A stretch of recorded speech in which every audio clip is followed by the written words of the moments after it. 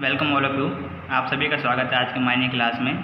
तो आज हम पढ़ने वाले हैं पार्ट 2 राजा किसान और नगर। इसका पार्ट 1 मैंने पहले अपलोड कर दिया था, आप देख लीजिएगा।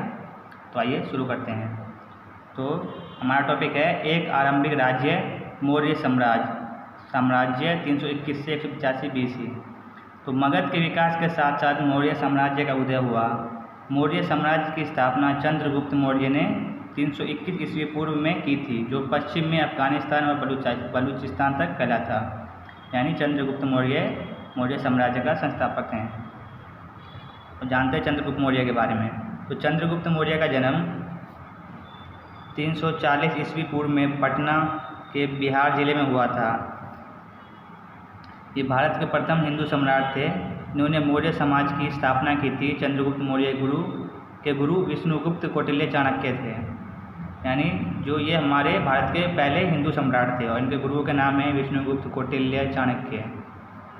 मौर्य वंश के बारे में जानकारी के जो स्रोत है, यानी जो वो जिससे जानकारी मिलती है वो ये हैं। पहला हो गया मूर्तिकला। समकालीन रचनाएं मेगास्थनीज द्वारा लिखित इंडिका पुस्तक चंद्रगुप्त मौर्य के दरबार में आई।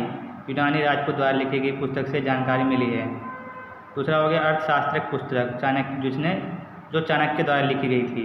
तो इसके कुछ भागों की रचना कौटिल्य या चाणक्य ने की थी। इस पुस्तक के मौर्य शासकों के बारे में जानकारी प्राप्त होती है। तीसरा हो गया जैन बौद्ध और पौराणिक ग्रंथों से, यानी जैन बौद्ध और पौराणिक ग्रंथों में भी मौर्य साम्राज्य के बारे में लिखा हुआ है। और चौथा हो गया अशोक के स्तंभों से, यानी अशोक के स्तंभ पर मौर्य साम्राज्य के चिन्ह को चिन्हित किया गया था, यानी बनाया गया था। तो मौर्य साम्राज्य में प्रशासन। मौर्य साम्राज्य के 5 प्रमुख राजनीतिक केंद्र थे। पहला तक्षशिला, दूसरा उज्जैनी, तीसरा तोसली, चौथा सुवर्णगिरी, पांचवा पाटलिपुत्र राजधानी। तो इन सब का उल्लेख अशोक के अभिलेखों में किया जाता है। पश्चिम में पाक से आंध्र प्रदेश, उड़ीसा और उत्तराखंड तक हर स्थान पर एक जैसे संदेश उत्कीर्ण किए गए थे। ऐसा माना जाता है कि इस साम्राज्य में हर जगह एक समान प्रशासनिक व्यवस्था नहीं थी, क्योंकि अफगानिस्तान का पहाड़ी इलाका, दूसरी तरफ उड़ीसा तटवर्ती क्षेत्र, यानी हर जगह एक समान प्रशासनिक व्यवस्था नहीं थी, क्योंकि कहीं पे तट थे, कहीं पे पहाड़ी इलाके थे। तक्षशिला और उज्जैनी दोनों लंबी दूरी वाले महत्वपूर्ण व्यापारिक मार्ग थे। यानी इन दोनों के बीच में जो दूरी थी वो बहुत ज़्यादा थी और इनका व्यापारिक मार्ग था, यानी बिजनेस का वो रास्ता। सुवर्णगिरी सोने का पहाड़, कर्नाटक में सोने की खानें थी। यानी सुवर्णगिरी का नाम इसलिए पड़ा गया था क्योंकि वहाँ पे सोने की पहाड़ें थी। देखते हैं आगे सेना व्यवस्था, यानी मौर्य साम्राज्य की सेना व्यवस्था कैसी थी। तो मेगास्थनीज के अनुसार मौर्य साम्राज्य में सेना के संचालन के लिए एक समिति और 6 उपसमितियाँ थी। पहला हो गया नौसेना का संचालन करना, दूसरी का काम यातायात व खान पान का संचालन करना, तीसरी का काम पैदल सैनिकों का संचालन करना, चौथी का काम अश्वरोही सेना का संचालन करना, पांचवी का काम स्थारोही का संचालन करना, छठवीं का काम हथियारों का संचालन करना। यानी इन सबके काम थे। जो पहला था वो यातायात और खान पान का ध्यान नौसेना को संभालता था, दूसरा वाला यातायात खान पान को, तीसरा वाला पैदल सैनिकों को, चौथा अश्वरोही यानी जो घोड़े की सेना होती है उसको, पाँचवा रथारोही यानी जो रथ से आते थे उनको, छठे का काम था हथियारों का संभालना। अन्य उपसमितियों के बारे में जानते हैं इसकी। तो दूसरी उपसमिति का दायित्व विभिन्न प्रकार का था। जैसे पहला हो गया उपकरणों को ढोने के लिए बैलगाड़ियों की व्यवस्था करना, यानी उपकरणों को ढोना पड़ता था युद्ध को, अगर कहीं जो है कोई जाता था तो उसके लिए।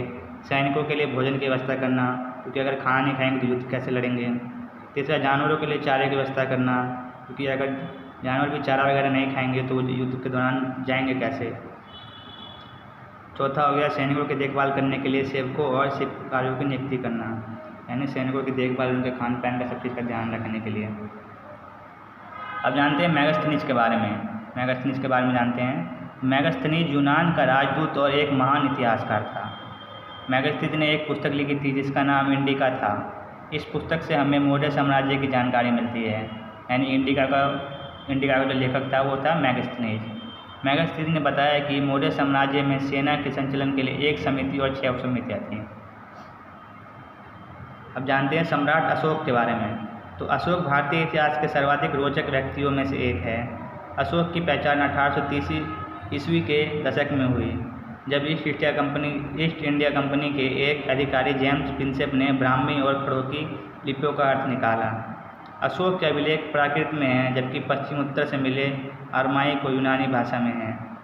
अशोक ने कलिंग के युद्ध के बाद युद्ध का परित्याग किया था तथा धम्म विजय की नीति को अभिलेखों पर दुआया ताकि उसकी वंशज भी युद्ध ना करे, क्योंकि युद्ध में खून खराबे को देख के लास्ट में सम्राट अशोक समझ गया था कि इन सब चीज़ों में कुछ नहीं रखा है।